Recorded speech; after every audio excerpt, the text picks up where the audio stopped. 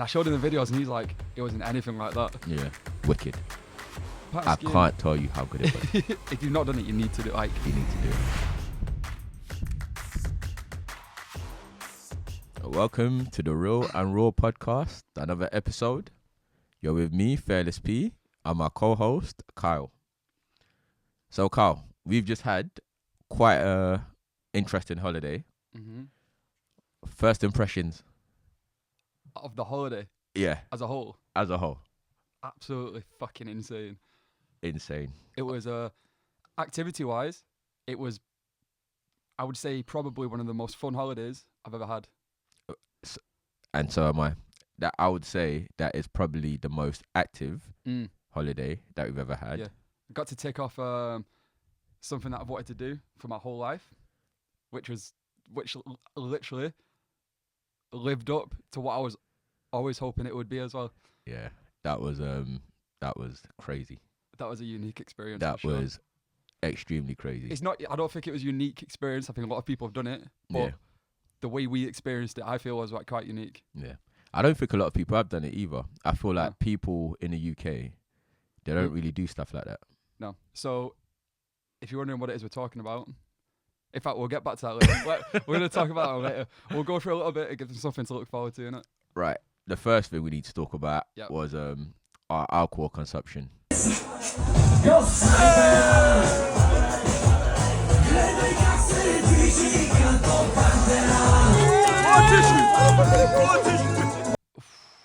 is a good subject to start with because we've been back for 1 week, right? Exactly 1 week now. Yeah. And I still feel like I'm in the recovery stage. Yeah. Do you? So I felt like that up until, I'd say, Thursday. But it's crazy to think that all the way from Saturday, which is when we stopped drinking, it took literally 5 days for me to get all of it out my system. Yeah. And I'm quite an active person. Yeah. To put this into perspective, we did the first half of the trip, which was a week long, was all activity stuff, right? Yeah. And then we did like 3 nights of drinking at the end, and it was like, what was it, like 4 a.m., 6 a.m., 4 a.m., and then flight at like 10 a.m. So However, I think it's important to note that we didn't even drink as much on this holiday as what we did in Spain. No. And Or Dubai. And, Definitely not as much as Dubai. But I think it's just, I feel like it was quite controlled, to be quite honest. We was. I just feel like consciously, I think we're telling ourselves all the time, we need to stop drinking. Yeah. Because we're two people that feel like we need a bit of a drink to get have into the fun. vibe of the club. Exactly. To have fun, to sort of loosen up a bit. And what we're trying to achieve with everything we're doing is how to be in that state of mind naturally without having basically poison in our system. Literally poison. By the way, if you've never seen it and you want to continue drinking, probably don't listen to it. But if you're interested in the effects of alcohol, there's a podcast by Andrew Huberman. It's about 2 hours long. It tells you exactly what alcohol is and exactly what it does to the body. If you've ever thought about coming away from drinking, that is literally going to be the thing that gives you that edge, because you ain't going to want to drink after that. So let me ask you a question. Yep. What would you advise people? What would you say is your experience of drinking? Would you advise people not to drink? Well, first thing, I would say drink moderately, because I think there's a complete difference between going full binge drinking till 6, 7 a.m. and drinking like a full bottle of vodka, Dubai, and then just drinking like maybe 6 drinks, which is still quite a lot, by the way. Yeah. You're gonna feel substantially different the next day. Yeah. So I think that is the first thing to take into perspective. But do you think the type of drink matters? I think it does to an extent, to be honest, because I find that I feel less shit the next day if I've been drinking, for example, vodka and lime and soda, because at the same time you're hydrating. Yeah. So I think that makes a difference. I feel miserable if I drink 10 pints of beer or something like that. I feel lousy the next day. I just feel head is pounding. Yeah. And all of that. So you would say quality over quantity. I can't believe we're like literally teaching people how to drink responsibly. There is no way. The way to drink responsibly is to not drink. Agreed. So I think it all comes down to this as well. Like, if you could go to that club, the clubs that we went to in Bulgaria, be in the same sort of vibe, enjoy the club experience and everything without even touching a drop of alcohol, would you do it? 100%. Me too. And I feel like I've been in that space before. So I feel like drinking now, it's more of a social thing for me. Yeah. And it definitely does help sort of loosen me up a bit. 100%. But I do feel like if I was to not drink, I feel like I can. It wouldn't be a natural thing initially, but I feel like I could push myself to have as much fun or to be as open or as free. I think it's just like anything. You have to expose yourself to it. Yeah. Experience it. Feel uncomfortable for the first few times, because standing in a club with everyone jumping up and down, partying. For me to get to that vibe, I have to have quite a few drinks, and then I'm like dancing around. I was like, oh yeah, fuck it. For me to get into that space, it would take at least a few times of feeling uncomfortable as fuck.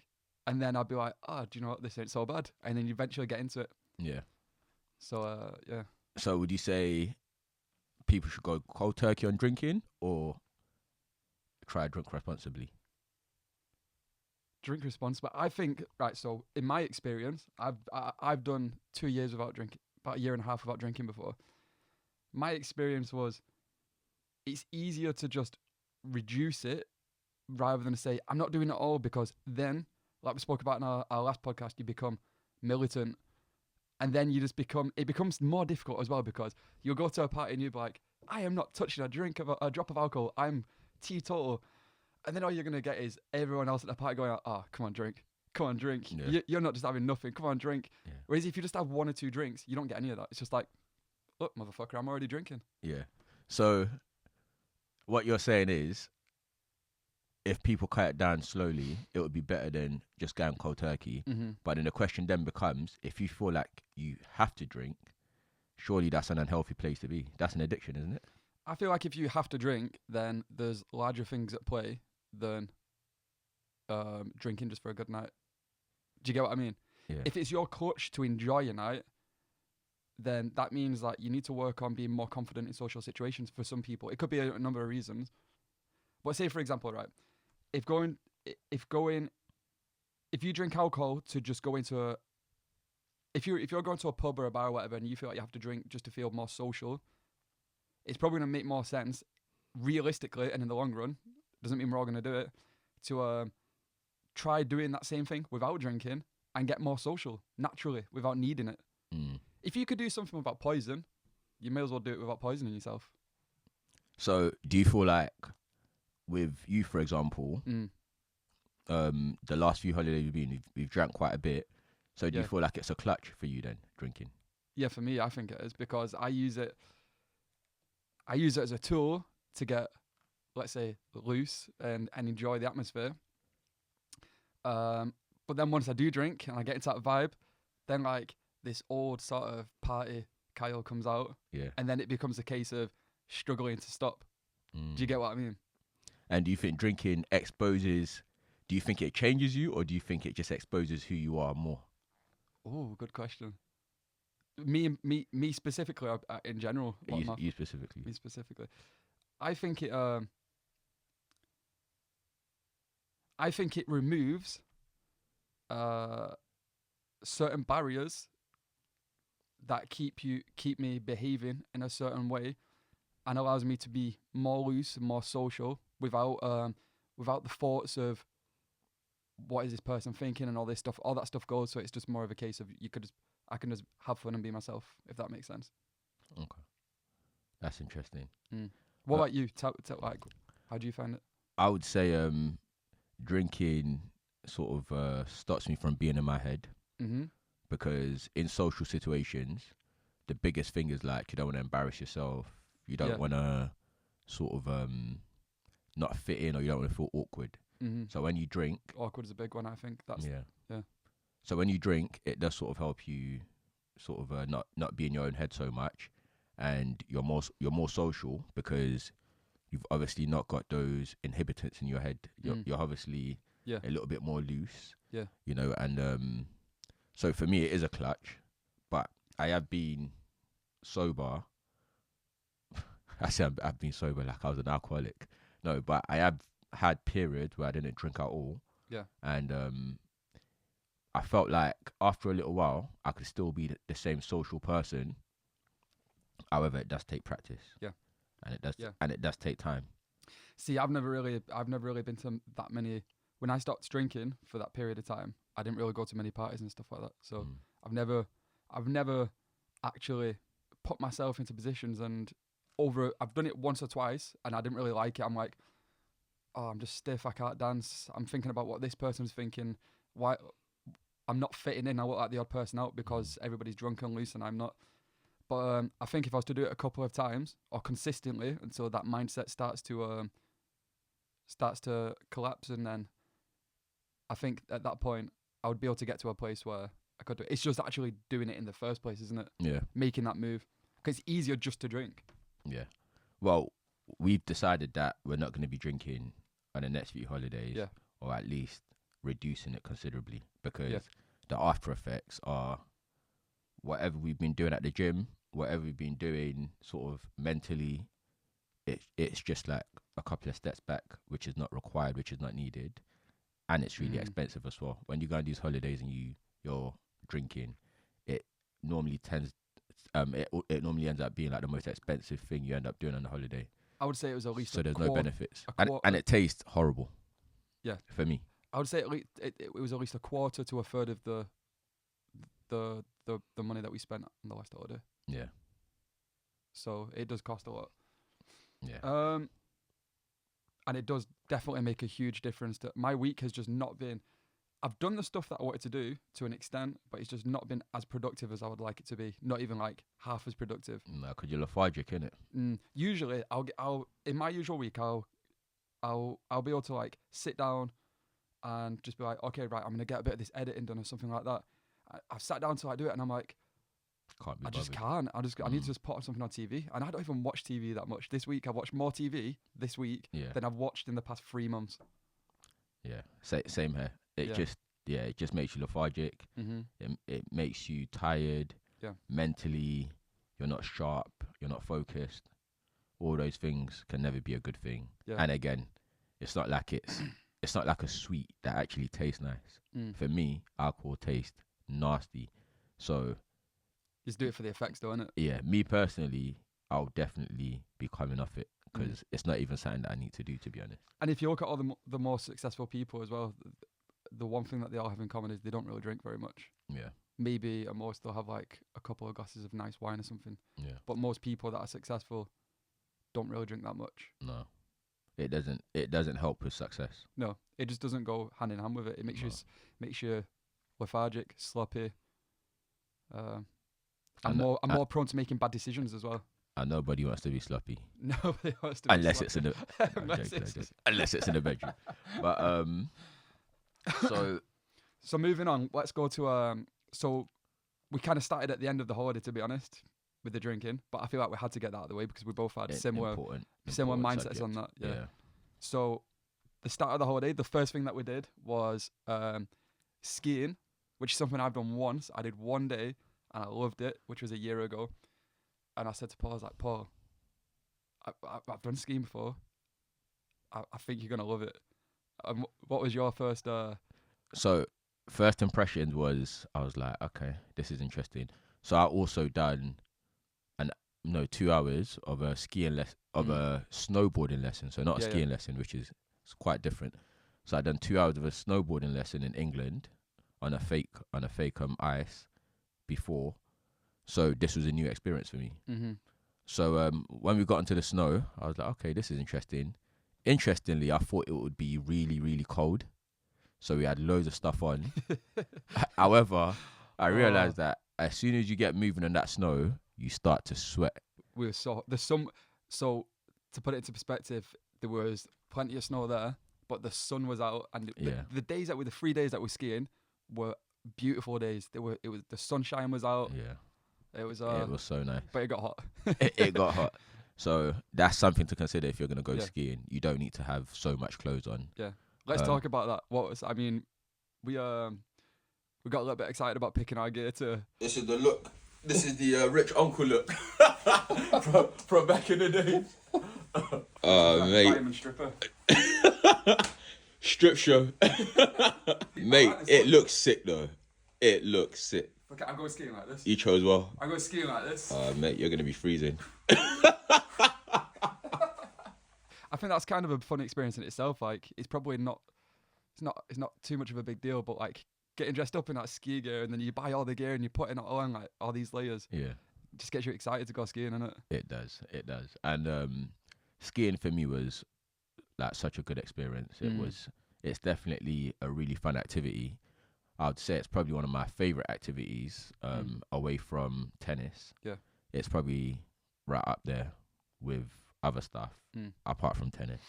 And it's very calming, very freeing, and terrifying at the same time. And terrifying, but it's so much fun. I think it is one of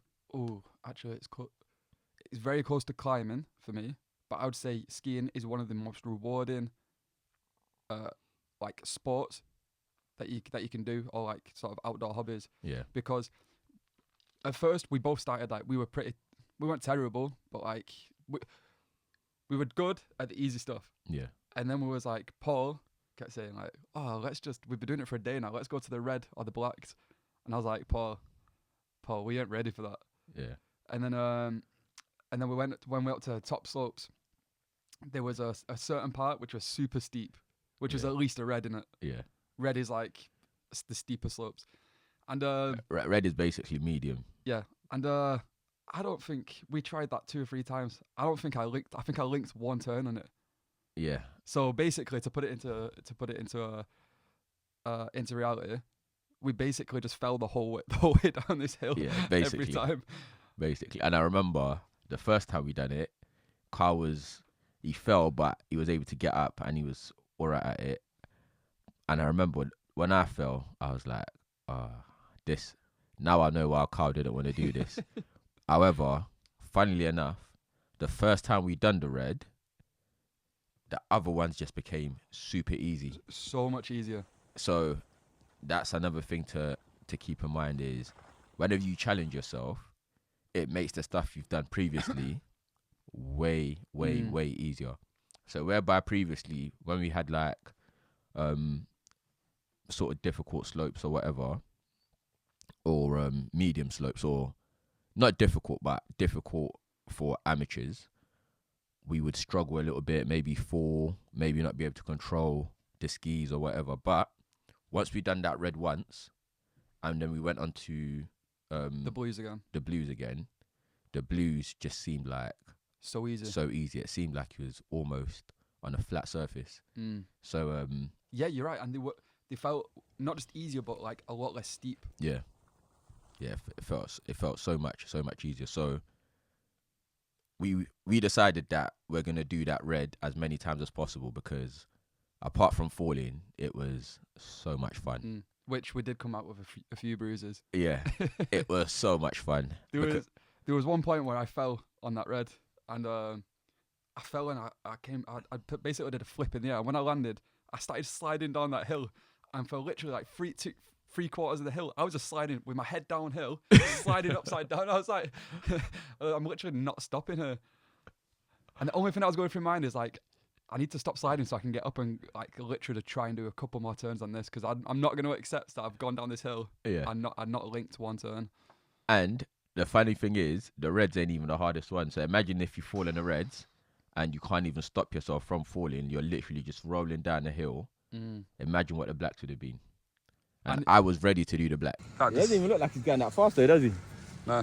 Because he's controlling it. Gotta have some mental fortitude to be able to do that. It's easy. If we would have accidentally got off the lift at a black, I would have got back on the lift, unless Paul talks me into doing it, which there was a good chance of doing. Yeah. And Paul would have 100% gone down it. Yeah, but it wouldn't have been a good idea. No, it would have been a terrible idea. It would have been a terrible idea. But I guess, again, it might have made the reds a lot easier I think if we done a black. I think 2 scenarios. Either you have a really bad experience in the black, like really bad, and then you're scaring yourself like you die.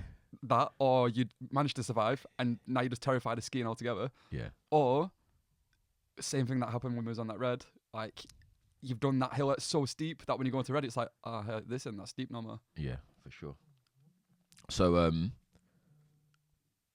what was your experience with skiing, would you say? Well, after the 3rd day, if my knees could have took it, I would have done another day. Like I was so. I'll say it again. It is the most rewarding sport, or one of that I've done. Yeah. Because I left feeling like I just conquered so many small challenges. Yeah. Because every time you do, like, there was so many different parts of the slopes that we got to, and then the first time you do it, you'd fall and you'd be like, oh, for fuck's sake. And the second time you fall, and then you do it the 3rd time, and it's like, I've just done that shit. I've just conquered that. Yeah. And with skiing as well, the better you get at it, the more fun it becomes. Yeah, 100%. So it's like a really weird kind of dynamic where the more you improve, the more fun you have, because now you're actually coming down like a really steep slope and you're able to control yourself. You're able to control the skis. You're able to control your body. You just feel a lot better. So, wicked. There was an interesting part of skiing. I can't tell you how good it was. If you've not done it, you need to do it. Like, you need to do it. Just, do you know what? Don't even put yourself into any lessons here in the inside ones necessarily.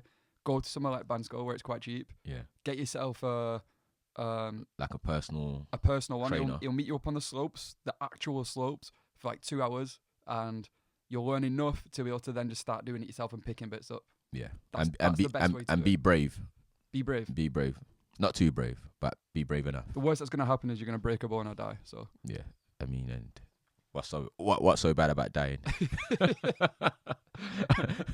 I mean, you can't come back from it, but at least you died doing something fun. You died doing what you love. Right. So we did the skiing, and then we moved over to so that was in Bansko, which was quite fun. A bit of a good area, an interesting place. It's good for skiing, but it's like, I don't know. I think it's known as a party place as well, which we didn't really see too much of. But I think that's in certain times of the year potentially. Yeah. So after that, we moved to Sofia, which was, what was your thoughts of Sofia? I thought Sofia was Sofia is the capital of Bulgaria, by the way. So I thought Sofia was quite old-fashioned. Mm-hmm. I felt like the buildings were quite old, Soviet style kind of buildings. Yeah. From the outside, it didn't look pleasing on the eye. However, the inside of most of these properties was gorgeous. Mm-hmm. It was like London quality inside. Sometimes even better. Mm-hmm. But from the outside, you would think it was a shithole. So it's just a contrast. I don't think they put as much attention on the outside as they do on the inside. Yeah. But I guess it's true, like, why knock down old buildings just to make fancy ones, innit? Yeah. If the buildings are there, it's what's on the inside that's going to make a difference. Unless you genuinely want to, I guess with London, if it's London in itself is a tourist attraction. Yeah, exactly. So it needs to look pretty on the outside as well, innit? Exactly. And in terms of, it wasn't as busy as I thought it would be. Quiet. It was very quiet. There was, everybody smokes. Oh, that to me is the worst thing in Bulgaria. No offense to Bulgarians, but as a culture, like, I've never been to a place that has a cultural kind of thing. Everybody just smokes. Yeah. So you go into restaurants, like, not necessarily in the actual restaurant. Yeah. But like No, they were smoking in the restaurant. It was like in the outside, inside rooms. So it's inside rooms. Yeah. We've got doors, ceilings, and all that stuff. So it's not really that much ventilation, and everybody inside was just smoking. Like, so you're trying to eat your food, and you're just in a greenhouse of smoke. Yeah. All my clothes, like, I couldn't wear the same clothes twice because it just smelled of cigarette. Yeah. Clubs, like, it was everywhere. Everywhere. I'd say, actually, let me not give a percentage, but I'd say the majority of people smoked. Definitely the majority of people smoked. More people smoked than didn't. Yeah, 100%. Right, so in Sofia, what do you think of Sofia? I would say your opinion is a good reflection of mine, to be honest. Okay. Pretty much everything that you've just said. How about in terms of shops, people? Well, in terms of shops, the people in Bulgaria, I thought were quite friendly, to be honest. Very nice people. Yeah. Especially like the taxi drivers they were awesome. Like they were, every single one was so. There was one that was having a good laugh with him driving down, and then he was like, "You want to listen to some of my local music?" I was like, "Yeah, okay." And he put this music on and it was all just like bopping in the car. Yeah. And he's taking his little selfies from the front. So yeah, the people there are cool. Fun people. Fun people. Nice people. Speaking of Bulgarian local music and local experiences, we'll got something to tell you about with that in a couple of minutes. But first, we're going to move on to the next experience, which is something that I've wanted to do for such a long time, and that was shooting guns. Yeah. But so like this is what I was saying at the start of the video. Like lots of people shot guns. It's nothing new. It's such in America of like people. Everyone owns a gun. Most of the people, I think. But it's just the experience that we had when we was in there that made it, I feel like, quite different to a lot of people. Because I've spoke to people since we got back to the UK who said they've been to, they've done, one of them said he's been shooting twice, once in America, in New York, and once in another place. And I showed him the videos and he's like, it wasn't anything like that. Yeah. He was like, it was so like monitored and they were onto everything. Yeah. So basically when we got here, we was like, okay, we want this package. There's like an assault rifle, a shotgun, a pistol, revolver, and then like 2 assault rifles in it. Yeah. An AK-47. So we pay for it. We go through to the next room, the armory, and he just looks at us and he's like, "Okay, you shot before?" I was like, "Nope." And he's like, "All right, not a problem." He just puts his box on the table, starts putting a shitload of bullets in there. Yeah. Puts a couple of handguns in. And he just goes, "Here you go." And I'm like, they literally just gave us everything. I'm like, what? And then he just gets this shotgun, this assault rifle, and just goes to Paul. Here you go, and just passes him. Yeah. So we're holding like 6-7 different guns. Yeah. All like with the bullets. So we go into his next room into the range, and the next guy in there, he's like, "Have you ever loaded a gun before?" I was like, "Well, we've never shot one, so no."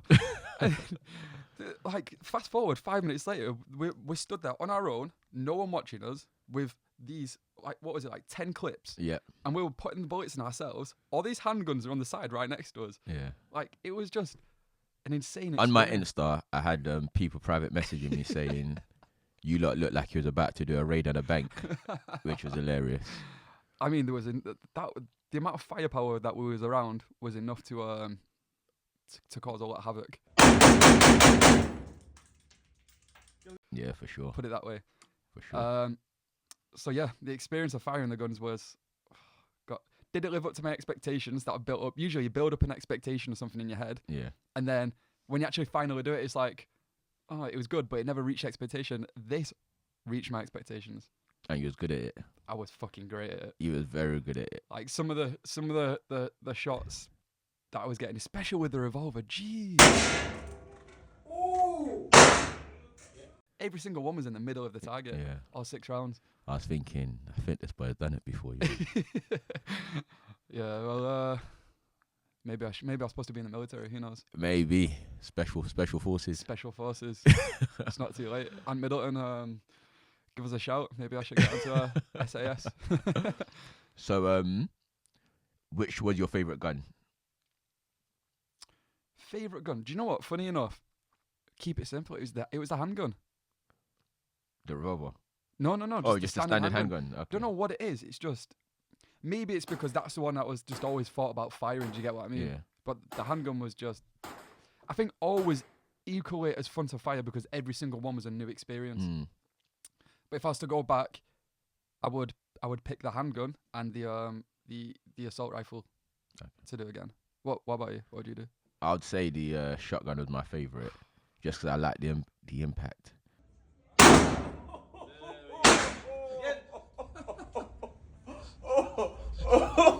You know, it's crazy to think that people survive gunshots because the amount of power these guns have, it's unreal. When we heard the first shot, well, we pretty much both screamed, and then it was crazy.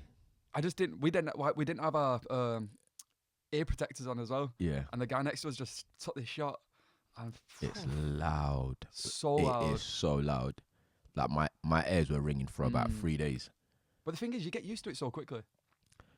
It's because we put the head protector on. Yeah, that. It's because we put it. But it's the power that comes from those guns is unreal. Like, it's got so much power that you think nobody that's not trained should ever be allowed to 100%. Have this, because you will, to survive a gunshot. It's really, really rare. I find it fascinating that with how shooting the handgun felt, with the amount of recoil, the power, it feels like surely that bullet is just going to go flying straight through that person. Yeah. But handgun bullets tend to get stuck in people. Yeah. And it's like, how does just a bit of flesh like stop that impact? Because Jesus Christ, they had some power.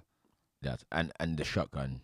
I don't think many people survive shotguns. Not up close anyway. Nah, because it literally pushes you back. It was a ridiculous experience, but it also taught me that people that are not qualified to have guns should not be having guns. Basically, it's too dangerous. Don't fuck with guns. Don't fuck with guns. Don't mess about with them. This is why America's such a crazy place. I mean, that's a whole subject, isn't it? But Jesus Christ, to think that kids going to schools with these fucking big, with the amount of power that they're firing, they're just like, I can't even imagine it. If a kid was to go into a school with a shotgun, the only thing that would stop that kid from killing nearly everyone is the fact that he's got to reload. Yeah. If there was no reload, every person you shot with a shotgun would 90% die. Nobody would be able to get to you either. If you was just, there was nobody who could get even near you because there's such a widespread of a shotgun as well. Yeah, it would definitely stop you in your tracks. It's not something that you could get shot and then keep like moving forward and trying to get the person. No. It would stop you in your tracks immediately. So, but it was, again, it's difficult to say what was more fun, the skiing or the shotgun or the shooting range. For me, it was the skiing. What is your highlight? I think because the shooting was something I've wanted to do for a long time. I think I can't just say both were equally because that's just being boring, isn't it? Yeah.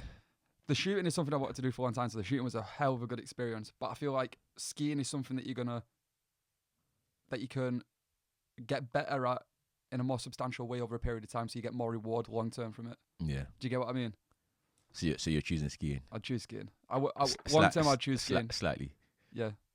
But also we did 3 days of skiing, so that was just too good. Yeah. That was just too good. I guess with the guns you can get better as well, isn't it? You can get better, but it's like skiing. So you're putting a whole day into learning something, getting better, and then you're in the mountains. I remember going in the lift up to the next, like the ski lift up to the next part, and usually your mind's just all over the place. And I was just like, I just had this moment of like being present for a second, and I looked forward, using the one in front of me. Yeah. I looked forward, and I was just like, holy shit. What am I doing here? How did I get here? We're up in the sky in this floating lift in the middle of the mountains at like 2,500 meters. Crazy. That was an insane experience. I'm 100% skiing is going to be a holiday, a trip every year. Every year. I even wanted to go again this year. You know, which I might still do, but we just got to see what happens. Got a lot planned this year. Mm-hmm. And that's the only thing with skiing. It's seasonal, isn't it? It is. It is.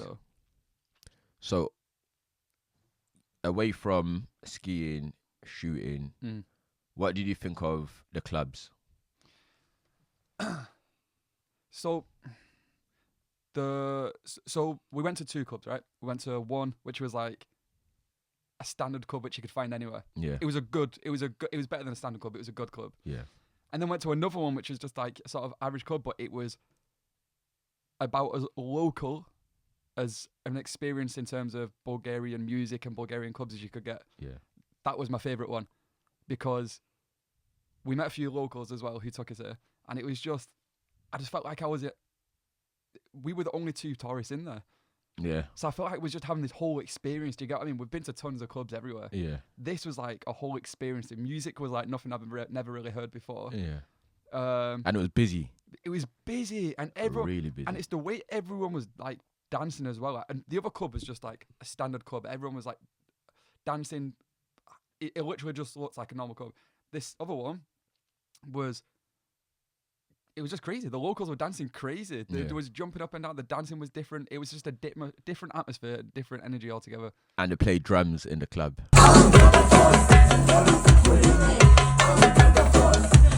We played drums. They were walking around with them, and then you could just like start having a go on them. You got to try and match the music that's playing. Yeah, and I think I must have been probably the only black person that they've seen in them clubs. Mate, you was a celebrity for a while, because the way the way they treated me was basically like if I was a celebrity. And you know when you get like people, you see the difference when it's like a token behavior, like oh, can I touch your hair or this? It wasn't none of that. It was like they were actually so pleased to have me there. Yeah, it was like genuine. It was like people giving you drinks, giving me stuff, or offering me stuff. Thank God that I had car with me. I got offered so much cocaine.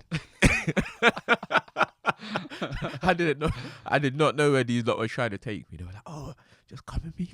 I've got something for you." As soon as I seen that the place they were taking me to was the toilet, I was like, "Paul, I need to tell you something. They're trying to give you a certain something here." And I was like, "Are they trying to sell it to me?" He was like, "Nah, they just want to give it to you for free." And it was just, like, obviously, cocaine ain't my thing, innit? However, just the fact that people are just willing to give you stuff for free.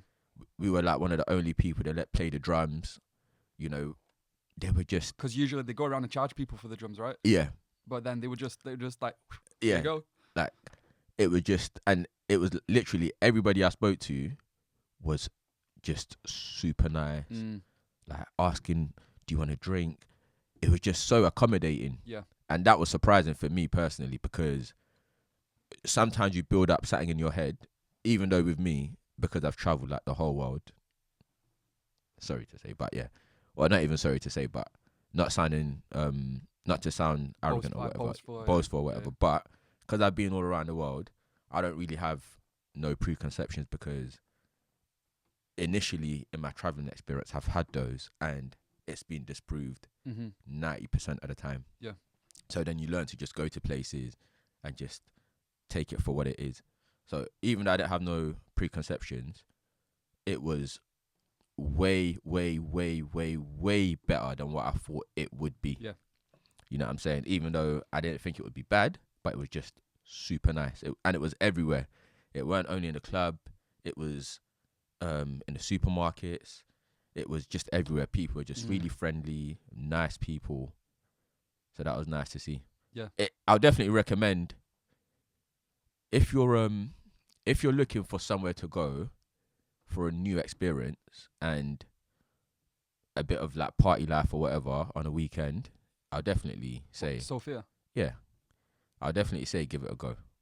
It's go for a couple of nights. It's worth it just to experience, like, but I would say like try and find some of the local bars or clubs. Yeah. Because I think we went to one. I think there's a few. Yeah. Try and find a couple of those, because they're an experience. For some reason, can you remember the tissue paper? Yeah, I did not get it. I didn't get it. Like in the second club, it was like tissue. It's like they were giving out like napkins. Napkins were just all over the place.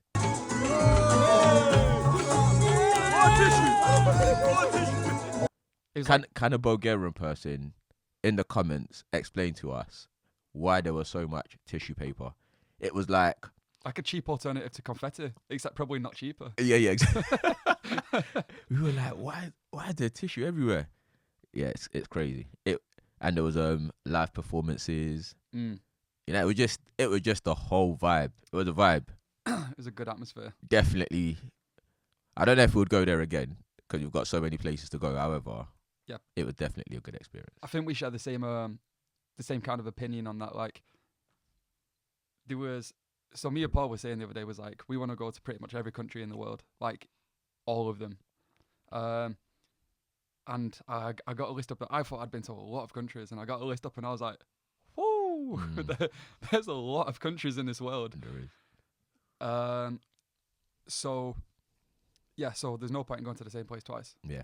And also, we've got to remember that going to, like, different countries have different things. Like, the good thing about Bulgaria is we went skiing in Bansko and then we went partying in Sofia.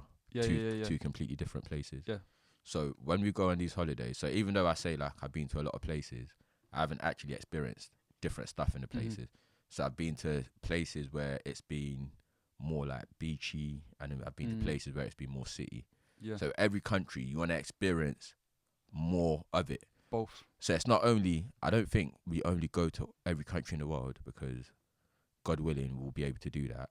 I think also we've got to do it. Different part of that country. Different part. Yeah, so we might have to do it 2 or 3 times. That's a lot of holidays. It's a lot of planning. That's a lot of planning, a lot of places. I want to, for all the viewers, I want to give you a tip. And this is something like, if you like going to other countries, like traveling and stuff like this is so essential. Don't be that person that gets to a place, stays in one place, unless you really like doing this, but stays in one place and just get a taxi from the airport and a taxi back. I know it sounds scary, renting a car in another country. So many people are like terrified of that. But just do it. It will change your life. It opens so many more opportunities. Being able to just go from one place to another and drive there. And you'll find that even though a lot of people seem to think this, people that drive in other countries aren't any more like psycho or road rage than we are in the UK. If anything, there's more road rage that I've noticed in the UK than there is in other countries. Dubai's got massive road rage. Which is crazy. I thought Dubai would be like so chilled. Yeah. Nah, they've got road rage. Massive road rage. You guys need to chill in the Dubai chill on the roads. Nigeria's got the most road rage I've ever seen. Really? Oh mate. It's like people's horns are used as like signalling. Yeah. It's like we don't use left or right. We just use our horns. Beep, beep, beep. So Nigeria's like a whole crazy thing, driving experience. But Dubai is another one that's just, people have no patience. They just turn into you and all that. Like sometimes there's like sometimes the madness makes sense. So for example, like Asia's similar to what you just said with Nigeria, except for some reason there might be loads of crashes. But in my experience, whenever I was walking down the street, there was so many cars and bikes. It's ridiculous.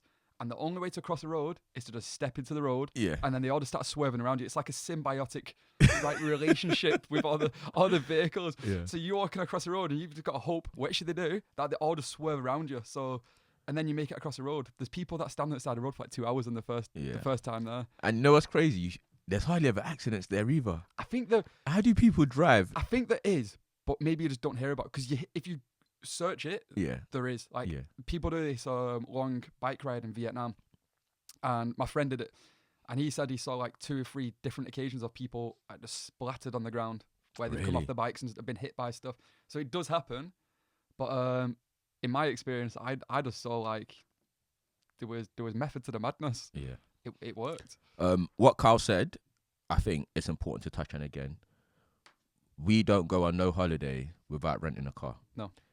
Even the holidays that I go on without Kyle, I do not go anywhere without renting a car. Yeah, and because to me it just kills the experience. It just limits you. It limits you. Like I've visited, I've driven.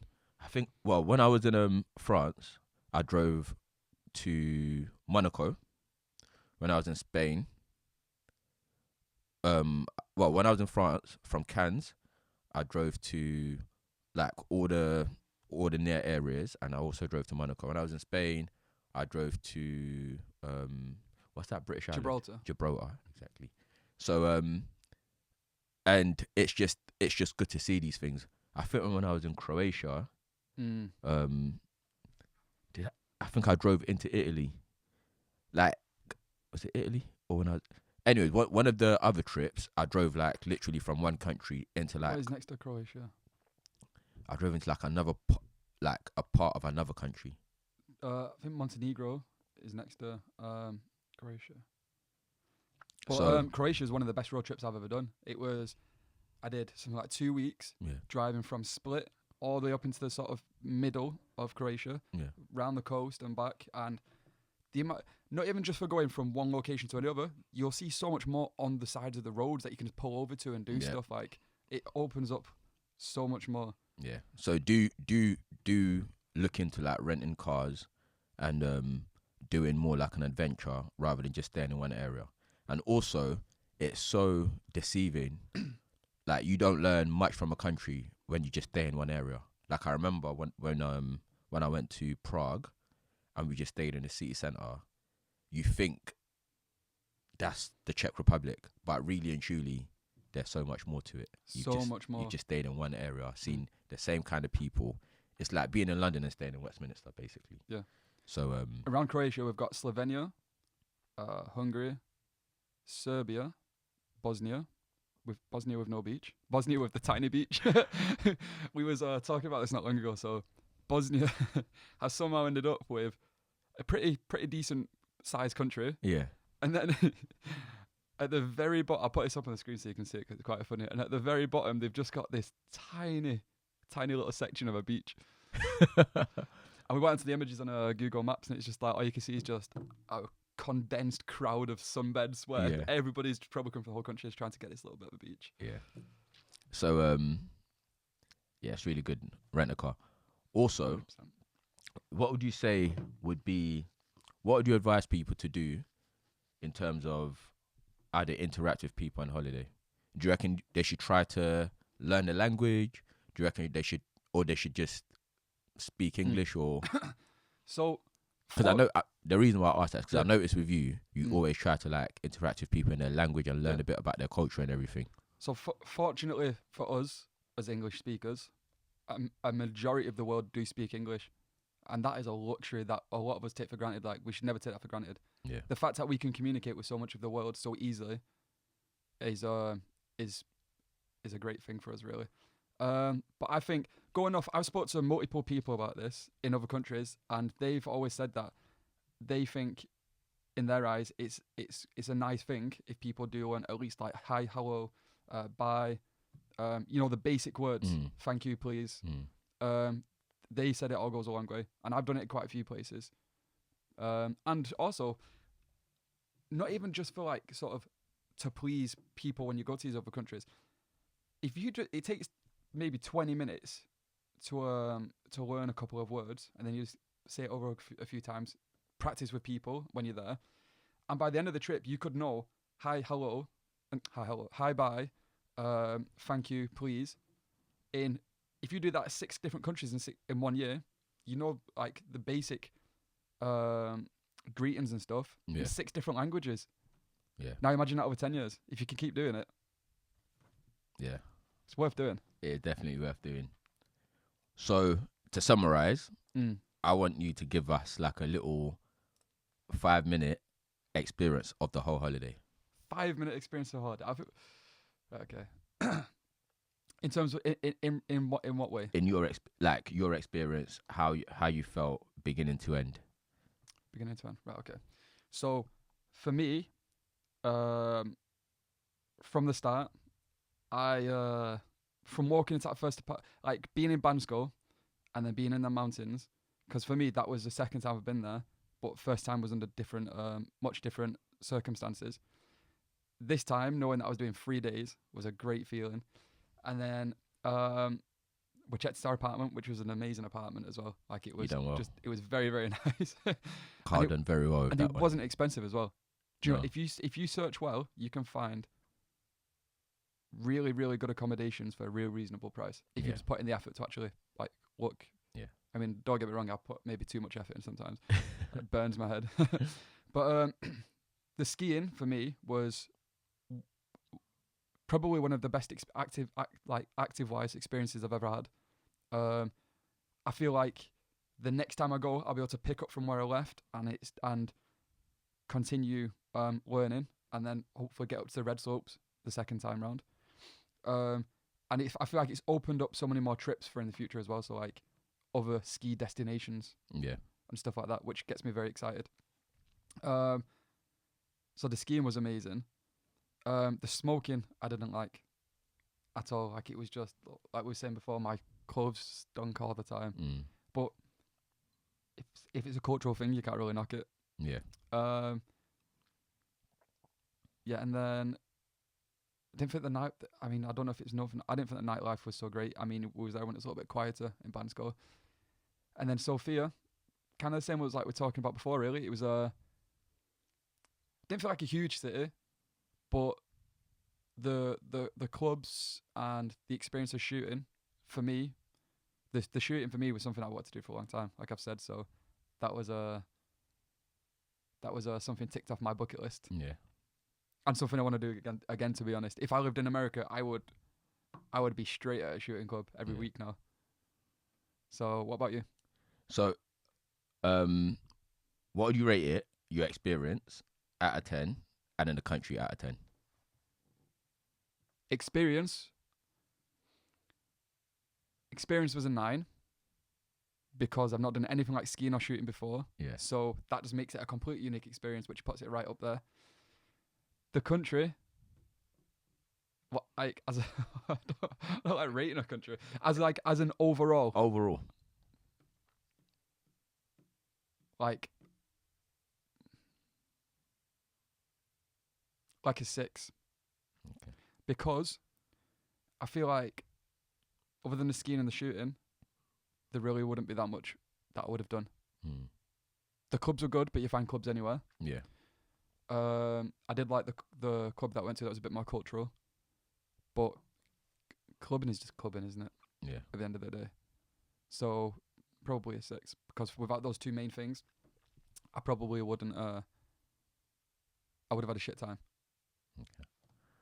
So so in summary, I pretty much agree with everything you said. Yeah. The experiences, skiing was amazing. I didn't think I'd like it as much as I did. I definitely want to do it sort of every year or even twice a year. The shooting was good as a one-time experience. I don't think it's something that I would want to do regularly. Yeah. The people, amazing. Really friendly, really lively, nice people. The city, decent. Out of 10, the experience, I'd rate it a 9. And the country, I'd probably rate a 5, mainly because of the smoking.